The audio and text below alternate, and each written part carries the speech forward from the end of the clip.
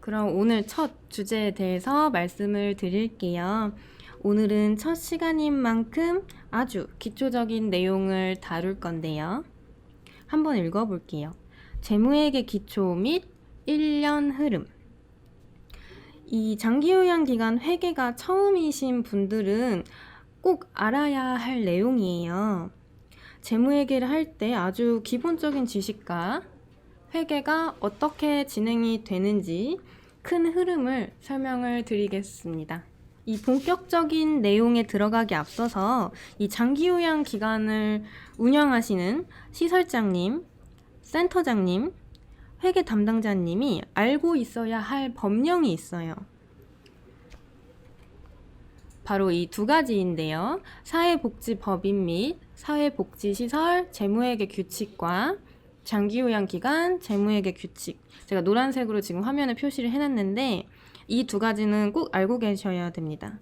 이 자료 같은 경우에는 국가법령 정보센터에 검색하시면은 바로 나오니까요. 출력도 가능하세요. 혹시 지금 없으신 분들은 출력을 하셔서 같이 보시면은 더 훨씬 이해가 잘 되실 거니까 한번 같이 봐주시기 바랍니다. 그럼 이제 본격적으로 시작해 볼게요. 이 장기요양 기관에는 되게 다양한 사업이 존재를 하죠. 뭐 요양원을 하시는 분들도 계실 거고, 뭐 주간보호, 방문요양, 방문목욕 되게 다양한 사업이 존재를 해요. 그럼 여기서 제가 한번 질문을 하나 드릴게요. 이 사업이 다 다른데 혹시 이 사업별로 따르는 법이 다를까요? 같을까요?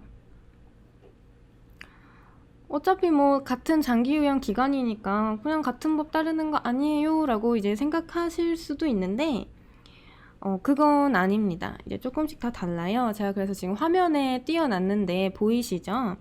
지금 현재 운영을 하고 있거나 본인이 소속되어 있는 장기요양 기관이 지금 어디에 속하는지를 한번 보시겠어요? 화면 보시고 잠깐 시간을 드릴게요. 확인해 보세요. 확인해 보셨나요? 네. 확인해 보시면은 제가 맨 끝에 주황 색깔로 네모칸을 해놨죠. 네. 그래서 자기 기관이 사회복지시설 재무회계 규칙을 따르는지 장기요양 기간 재무회계 규칙을 따르는지 확인을 해보시면 됩니다. 그러면 또 이런 질문이 들어와요. 그럼 코드 3번은 장기요양 기간 재무회계 규칙을 따르기 때문에 사회복지시설 재무회계 규칙은 안 읽어봐도 되나요? 라고 이제 뭐 그렇게 질문하시는 분들이 계시는데 저는 그거는 아니라고 봅니다. 왜 그러냐면 이 장기요양기간 재무회계 규칙이 2018년도 5월 30일 날 첫 시행이 됐어요. 몇 년 안 됐죠.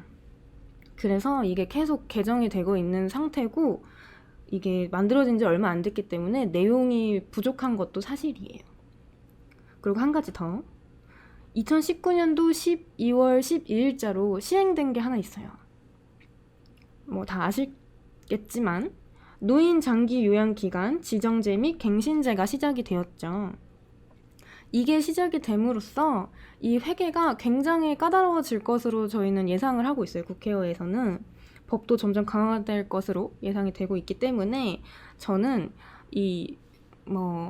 제가 이걸 확인해 보시라고는 했지만 일단 이 두 가지는 다 알고 계셔야 되고 읽어보시는 것을 저는 권장을 합니다. 그럼 이 법령을 지금 보시면은 아시겠지만 뭐 용어도 이게 법이다 보니까 조금 어렵고 저희가 그냥 법이라고 하면 괜히 막연하게 되게 뭔가 어렵고 따분하고 이런 생각이 들잖아요.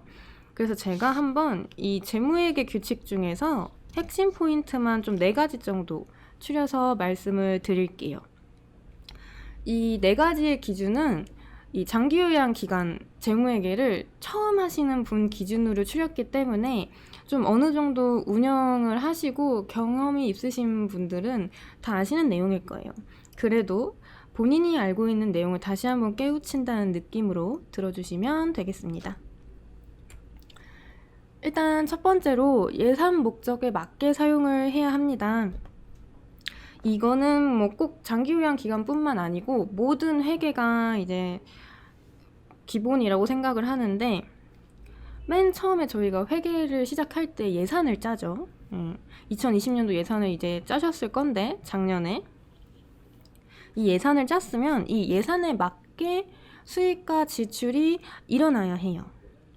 한번 예를 들어 볼게요. 예를 들어서 주간보호를 운영을 하세요. 그래서 이제 2020년도 예산을 이제 작성을 하고 계시는데, 자산취득비를 500만 원만 잡았어요. 우리는 뭐 딱히 구입할 게 없을 거야 라고 예상을 하시고 500만 원만 잡았는데, 이제 2020년이 되어서 이제 막 운영을 하고 계신데 갑자기 소형 차량이 고장이 났어요. 뭐 사고가 났든 뭐 고장이 나서 봤더니 새로 구입을 해야 되는 상황이에요. 그래서 한번 비용을 따져봤더니 1,000만 원이 넘게 드네요. 그런데 그럼 여기서 생각을 해보셔야 되세요. 예산은 아까 방금 얼마 잡았죠? 자산취득비 500만 원 잡았다고 제가 말씀드렸죠. 근데 비용은 1,000만 원이 들어요. 이렇게 되면 예산보다 초과를 하게 됩니다. 그럼 이 예산 목적에 맞게 사용이라는 이 재무회계 규칙에 위배가 되는 거죠. 그래서 항상 이 수익과 지출이 일어날 때는 예산을 먼저 확인을 하셔야 합니다. 만약에 예산보다 초과가 될 것 같으시면은 추가 경정 예산을 편성하시면 되시고요. 제가 이 재무회계 실무를 맡으면서 이번이 처음이 아니고 뭐 몇 번 이렇게 했었는데, 항상 저는 이 예산 목적에 맞게 사용을 강조를 드려요. 앞으로 제가 다양한 주제로 이 재무회계 실무에 대해서 말씀을 드릴 거지만, 이 예산이 기본 베이스가 되어 있지 않으면 사실상 저는 소용이 없다고 말씀드리고 있습니다. 그렇기 때문에 항상 예산을 작성하셨으면은 예산을 항상 출력하시든 뭐 컴퓨터에 저장을 하셔서 항상 보셔야 되세요. 뭐 자잘한 수익과 지출은 상관이 없으신데 큰 돈이 나가거나 들어오시는 거는 어느 정도 예측이 가능하시잖아요. 그러니까 그럴 때는 항상 예산을 보시고 예산보다 초과가 될지 안 될지 판단을 하셔서 운영을 하셔야 됩니다. 이 예산은 항상 회계의 모든 기본 베이스라는 거 꼭 기억해 주셔야 합니다. 그 다음에 이제 두 번째로 사회복지시설 정보 시스템 W4C 말하는 거죠. 이 W4C를 이용해서 회계를 진행하셔야 합니다. 뭐 되게 당연한 소리를 한다고 생각하실 텐데, 이게 2018년도 6월까지만 해도 코드 3번은 사용을 안 했어요. 근데 이제 2018년도 7월부터 이제 차츰차츰 사용이 의무가 되면서 2019년도 7월부터는 모든 장기요양기관이 이 사회복지시설 정보 시스템을 사용하고 계세요. 지금 현재 다 사용을 하고 계시죠. 그렇기 때문에 이 W4C를 이제 좀 친해지셔야 되세요. 뭐 직접 하시든 뭐 다른 데다가 뭐 위탁을 하시든 이 W4C는 익숙해지고 친숙을 해지셔야 됩니다. 그 다음에 이제 세 번째로 수익과 지출은 발생한 날 기준으로 이제 회계 처리를 해야 되는데요. 이거를 그 일반 회계 하셨던 분들이 굉장히 헷갈려 하세요. 왜냐면 일반 영리 사업을 하시는 분들은 복식부기로 회계를 진행하시죠. 그런데 저희 장기요양기관은 비영리다 보니까 단식부기를 합니다. 단식부기가 뭐예요? 손익 계산을 따지지 않고 그냥 재산의 증감만을 기록한다는 거예요. 왜냐면 저희는 비영리이기 때문에. 그래서 재무회계 규칙에는 장기요양기관은 단식부기를 하도록 되어 있고요. 차변과 대변을 구별할 필요가 없다는 거예요. 그렇기 때문에 이 통장에 찍힌 날짜 기준으로 회계 처리를 하셔야 되시는데, 예를 들어 볼게요. 오늘 날짜로 7월 23일 날짜로 신용카드를 사용하셨어요. 그럼 결제는 언제 되죠? 신용카드이기 때문에 다음 달에 되죠. 8월 13일이라고 한번 가정을 해볼게요. 그럼 이제 이거를 결의서를 작성을 하셔야 될 텐데 지출이 일어났으니까 그럼 날짜를 언제로 잡아야 될까요? 7월 23일일까요? 8월 13일일까요? 8월 13일로 회계 처리하셔야 됩니다. 왜냐면 카드를 사용한 건 7월 23일이지만 실제로 통장에 돈이 빠져나가는 거는 8월 13일이기 때문이에요. 이 부분을 조금 헷갈려 하셔서 예를 들었고요. 회계 처리하실 때 통장 날짜 기준으로 하셔야 된다는 거 기억하셔야 합니다. 그 다음에 네 번째는 장기 요양 급여별로 회계를 구분하셔야 되시는데요. 대표적인 게 2가지 이상 사업을 운영하시는 기관이 여기에 해당이 되죠. 예를 들어서 고유번호증이 하나가 있어요. 하나가 있는데 그 안에 방문 요양이랑 방문 목욕을 운영하시는 거예요. 그러면 회계 처리를 어떻게 해야 할까요? 고유번호증이 하나이기 때문에 한꺼번에 그냥 회계 처리하면 될까요? 그건 아니에요. 이 방문 요양과 방문 목욕을 각각 회계 처리 따로 하셔야 됩니다.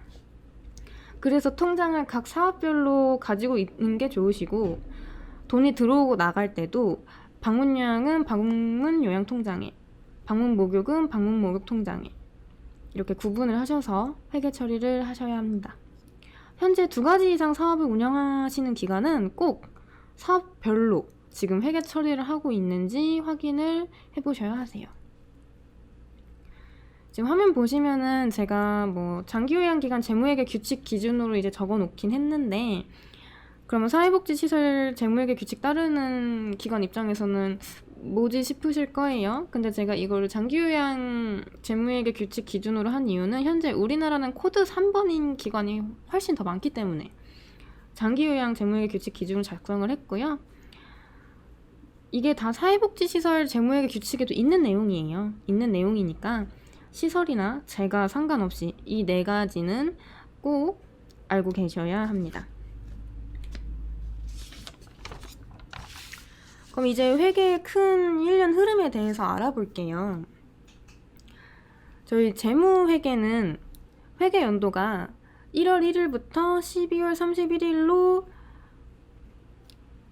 정해져 있어요. 알고 계시죠? 그러면은 맨 먼저 예산을 편성을 하셔야 되시는데 회계 개시 5일 전까지, 즉 12월 25일까지 다음 연도 예산을 W4C를 통해서 시군구에 보고하셔야 합니다. 이렇게 예산 보고하고 승인이 나면 이제 운영을 하시겠죠. 이제 이 운영을 하시다가 중간 보고를 하셔야 되시는데 이와 관련해서 법이 올해 1월에 개정이 됐어요. 그래서 제가 한번 지금 가져와 봤는데 요약을 하면 예산이나 결산을 기한 내에 제출하지 않은 경우에는 다음 연도 8월 15일, 그러니까 올해 8월 15일까지 보고를 해야 된다는 겁니다. 1월부터 6월까지의 회계 장부를. 원래는 이게 작년까지만 해도 모든 장기요양 기관에 7월 15일까지 보고를 했는데 법이 개정됨으로써 기한이 8월 15일까지로 바뀌었고요. 그리고 현재 시군구에서 이 중간보고 관련해가지고 공문을 보내고 있는 걸로 알고 있어요. 그래서 보고를 해야 하는 기관은 명단을 주는 곳도 있고 그냥 안 주는 곳도 있다고 하셔가지고 현재 자신의 기관이 이 보고를 해야 하는지 꼭 확인을 하실 필요가 있으세요. 이게 법이 개정이 되면 아무래도 조금 혼란이 일어나기 때문에 조금 뭔가 확실하지 않으시면은 그 시군구 담당자님한테 문의를 하셔서 본인의 기간이 이 8월 15일까지 중간 보고를 해야 하는지 문의를 하시기 바랍니다. 그럼 이렇게 중간 보고까지 했어요. 그럼 또 운영을 이렇게 하시겠죠. 근데 그냥 운영을 막 하시면 안 되고 확인하셔야 될 게 있어요. 제가 아까 강조를 굉장히 했는데 예산을 같이 확인을 하셔야 합니다. 현재 예산보다 얼마나 썼는지, 집행을 했는지, 그거는 다 W4C에서 확인이 가능하시거든요. W4C를 활용하셔서 지금 현재 예산 대비 얼마를 썼는지, 얼마가 남았는지 확인을 하시고, 혹시나 예산이 부족할 것 같으시면은 예산을 수정하셔야 됩니다. 저희는 이거를 이제 추가 경전 예산이라고 하죠. 이 추경 예산은 회계 연도 끝나기 전까지는 횟수에 제한이 없기 때문에 그때그때 기간 상황에 맞게 진행하시면 됩니다. 한 보통 2번에서 3번 정도 하시더라고요.